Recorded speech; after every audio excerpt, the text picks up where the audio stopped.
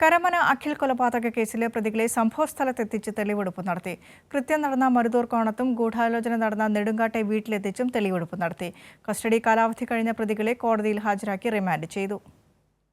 ഈ മാസം 10-നാണ് തിരുവനന്തപുരം കരമന മരുതൂർക്കടവ് സ്വദേശി അഖിലിനെ കമ്പിവടി കൊണ്ട് തലക്കിടിച്ചും ഭാരമുള്ള കല്ല് ശരീരത്തിലിട്ടും കൊലപ്പെടുത്തിയത്. സംഭവത്തിൽ നേരിട്ട് പങ്കാളികളായ വിനീഷ് രാജ, അപ്പു എന്ന അഖിൽ, സുമേഷ്, കൊലപാതകത്തിന് ഉപയോഗിച്ച കാറിന്റെ ഡ്രൈവർ അനീഷ്, ഗൂഢാലോചനയിൽ പങ്കാളികളായ അരുൺ ബാബു, അഭിലാഷ്, ഹരിലാൽ, കിരൺ കൃഷ്ണ എന്നിവരാണ് കേസിലെ പ്രതികൾ. സംഭവസ്ഥലത്ത് സംഘർഷമുണ്ടാകുമെന്ന സ്പെഷ്യൽ ബ്രാഞ്ച് റിപ്പോർട്ടിനെ തുടർന്ന് കനത്ത സുരക്ഷയിലാണ് പ്രതികളെ തെളിവെടുപ്പിനെത്തിച്ചത്. തെളിവെടുപ്പിനായി പ്രതികളെ എത്തിച്ചപ്പോൾ വൈകാരിക രംഗമാണ് സ്ഥലത്തുണ്ടായത്.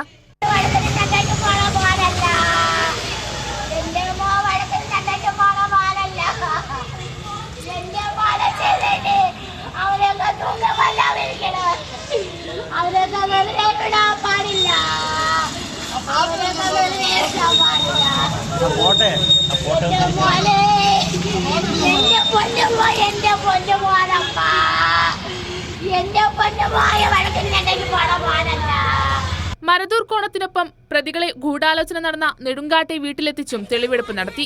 കേസിലെ മുഖ്യപ്രതിയായ അപ്പു എന്ന അഖിലിനെ പിടികൂടിയ തമിഴ്നാട്ടിലെ ഭൂതപ്പാണ്ടിയിൽ ഇന്നലെ തെളിവെടുപ്പ് നടത്തി. ഇവിടെ നിന്ന് സംഭവ സമയത്ത് അഖിൽ ധരിച്ചിരുന്ന വസ്ത്രം കണ്ടെടുത്തു. കസ്റ്റഡി കാലാവധി അവസാനിച്ചതോടെ പ്രതികളെ കോടതിയിൽ ഹാജരാക്കി റിമാൻഡ് ചെയ്തു. കൈരളി ന്യൂസ്, തിരുവനന്തപുരം.